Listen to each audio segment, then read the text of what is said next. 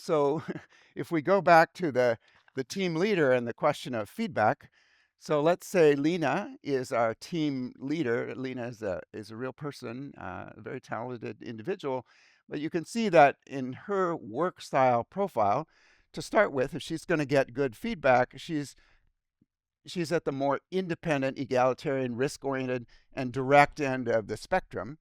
And she'll need to be able to work effectively with people who may be status oriented, for instance, and reluctant to give feedback to her as the team leader.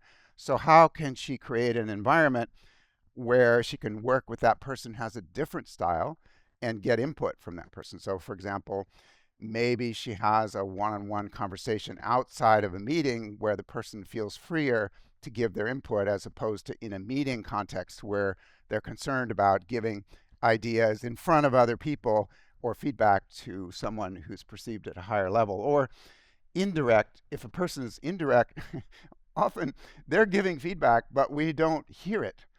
So that goes back to the point that was made about, I expect feedback to come in a certain way.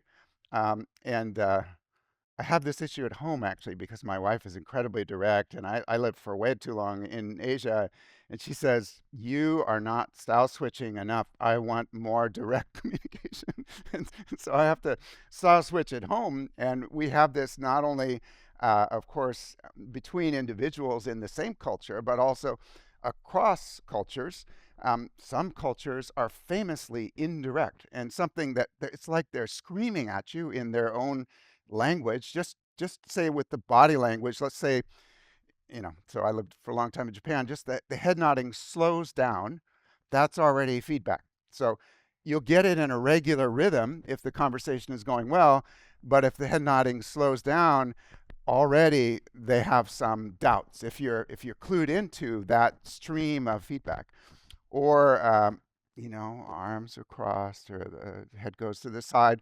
There are lots of signals that may be verbal, that may be nonverbal, and those are what comes in an indirect message package.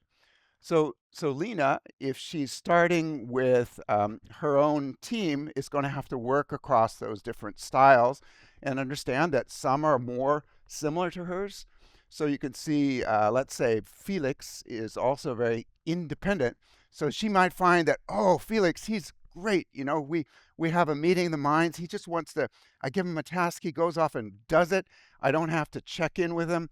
And then this person Amy over at the other end, she always wants to work with other people, or she's not satisfied if doesn't have a small group environment. What's the matter with her? Well, there's nothing the matter with her. She's just more interdependent, and that's happens to be a perfectly legitimate and functional cultural style. So so Lena will have to learn to work across the different work styles in order to generate ideas to begin with from the full team, from the full richness of all these team members.